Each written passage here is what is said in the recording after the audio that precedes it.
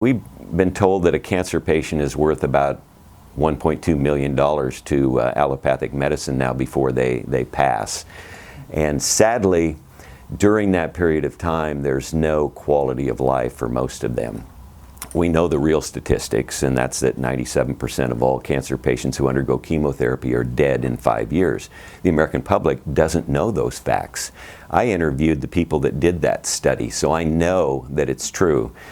But so we're about education. We're about forwarding treatments and therapies and protocols that really work for people and have worked for not even decades, for centuries and eons. The things that really work, the things that God gave us to treat the human immune system. God gave us that immune system, so if we get a cold, we don't die. We get the flu, we don't die. People don't understand that it's also true about cancer and heart disease and diabetes and so-called autoimmune diseases, neurodegenerative diseases. We should not die of these, but we don't know what to do.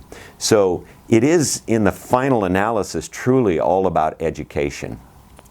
Those genetic defects that a few of us have, maybe up to 5%, they still have to, as you said, be activated.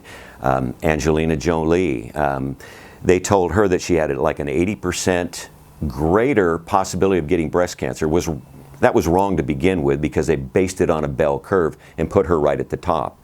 And so it was false to begin with, and she believed a lie. And it cost her, sadly. So if we can say that genetics is the computer of your body, then epigenetics is the software. It's what runs it. And you know, we go through a process throughout our lifetimes of acidifying and inflaming our bodies, and therefore making it the home for virtually every pathogen known to man. We block our methylation pathways, our enzymatic pathways. These are the epigenetics, the things that really drive the health of the human body.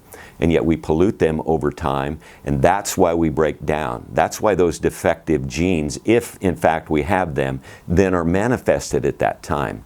But if we live a life that is largely good as far as diet and exercise and detox and those things are concerned, those defective genes, if we have them, rare instance again, will never be manifested.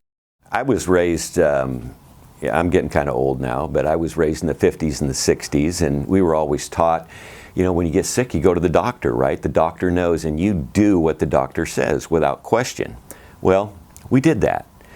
When we got the measles, though, we all got together in one house, and we got over the measles. Then we had a defense to it, the chicken pox, all of those things. It's not the panic you see today with measles.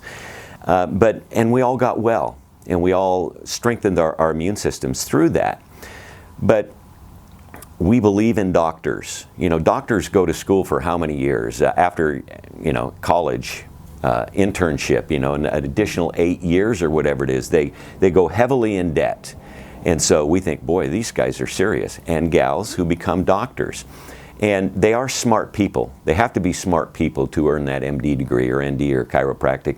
I happen to think some of chiropractors are the best doctors that are alive today because they get it as far as the human body is concerned. But we believe in our doctors. And that belief, in my opinion, in many cases, especially when it comes to chronic disease, is misplaced. They have a toolbox, as we know, with only a few tools in it. And those tools are not adequate to bring to healing the immune system. They treat symptoms, and we know that. That's why we have drugs. We treat symptoms. They have no ability to heal the body itself. That's where patients are misinformed about doctors. They think they go to the doctor, they get the pill, they're healed, life goes on. That's not how it works. Hopefully you survive the drug. And it does ameliorate symptoms for a period of time so that your body can heal itself. If it doesn't, largely, you're in that chronic disease state and you spiral down like the diabetics.